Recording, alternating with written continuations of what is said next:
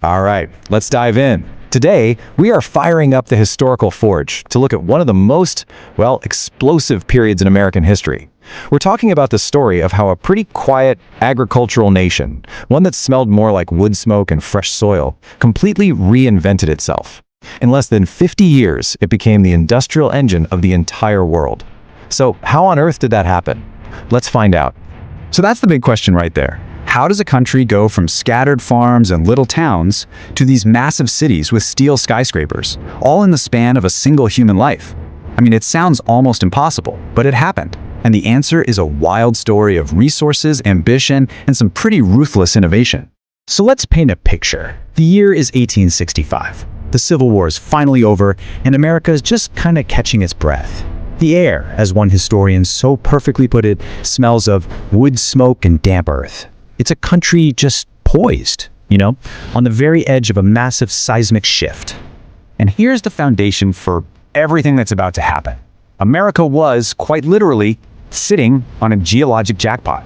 I'm talking vast veins of iron ore, deep seams of coal, and these huge, untapped pools of oil, all just waiting under the surface. The whole country was like a loaded spring, just waiting for someone to let it go. And it didn't take long. Just 4 years after the war ends, the country gets its brand new circulatory system. In 1869, the Transcontinental Railroad is completed.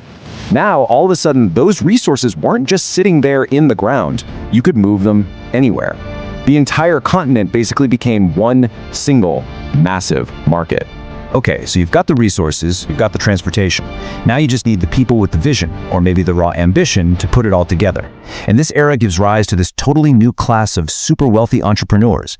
Figures so powerful they sparked a debate that, honestly, we're still having today. So which was it? Were these men captains of industry, these brilliant innovators who built our modern world and created jobs for millions? Or were they robber barons, just ruthless monopolists who crushed anyone in their way and exploited their workers to build personal fortunes? The truth, as it usually is probably somewhere in the murky middle. Let's take a look at two of the biggest names. First up, Andrew Carnegie. Now, he didn't invent steel, but he totally mastered making it cheap and fast using something called the Bessemer process. The guy was obsessed with costs. He used a strategy called vertical integration. Basically, he owned everything. The iron mines, the coal fields, the railroads, everything he needed to make and move his product. See, he understood something crucial. If you control the steel, you control the actual skeleton of the new America. Every skyscraper, every bridge, every mile of railroad track, it was all built with his steel. And then you had John D. Rockefeller. So if Carnegie built the skeleton, Rockefeller provided the fuel. His company, Standard Oil, was this terrifyingly efficient machine. And by 1880, get this number, he controlled 90% of the country's oil refining. 90%. He had a lock on the black gold that lit the nation's lamps and would very soon power its engines. But it wasn't just about these larger-than-life titans and their giant companies.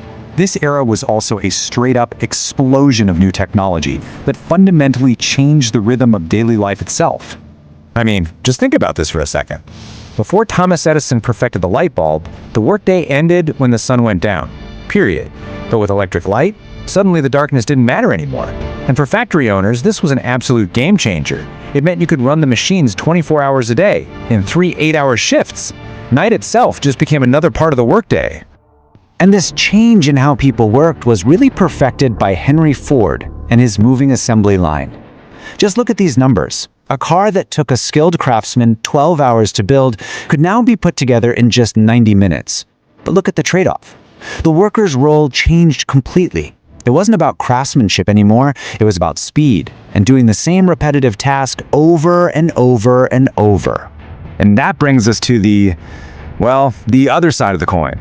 Because for all the glittering wealth and these amazing inventions, this Gilded Age had a really dark and gritty reality. This progress came at an immense human price, and that price was paid by the very people who kept the machines running. Yeah, the engine of this whole new economy was really fueled by millions of immigrant workers pouring through Ellis Island, all of them hoping for a better life. But with so many of them found instead with these cramped, dirty apartments, grueling 12-hour shifts in incredibly dangerous factories, and even their children were being forced to work in mines and mills. It was a brutal contrast to the fancy mansions going up on Fifth Avenue. But people didn't just take it. They pushed back. Out of these awful conditions, the labor movement was born. Workers started organizing into unions, and they demanded things we kind of take for granted today. A reasonable workday, safe conditions, and an end to child labor. They were literally fighting for their basic human dignity. And this fight, well, it often turned violent. Events like the Great Railroad Strike or the Bloody Homestead Strike, which happened at one of Carnegie's own steel mills, they showed just how high the tensions were. This wasn't just some polite debate. It was a physical, often deadly battle between labor and capital. So by the time the calendar flipped to the 20th century, the transformation was basically complete. That quiet, agrarian nation was gone. In its place stood a roaring industrial giant. The United States had been permanently reforged. And the results? Well, they were absolutely undeniable.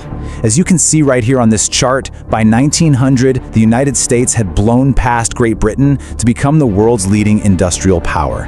The student had officially become the master. The sheer scale of this change is captured perfectly by this line. America entered the 19th century on horseback. It exited on a steel battleship. I mean, it is hard to imagine a more dramatic and rapid transformation than that. The Iron Pulse had truly become the heartbeat of a brand new superpower.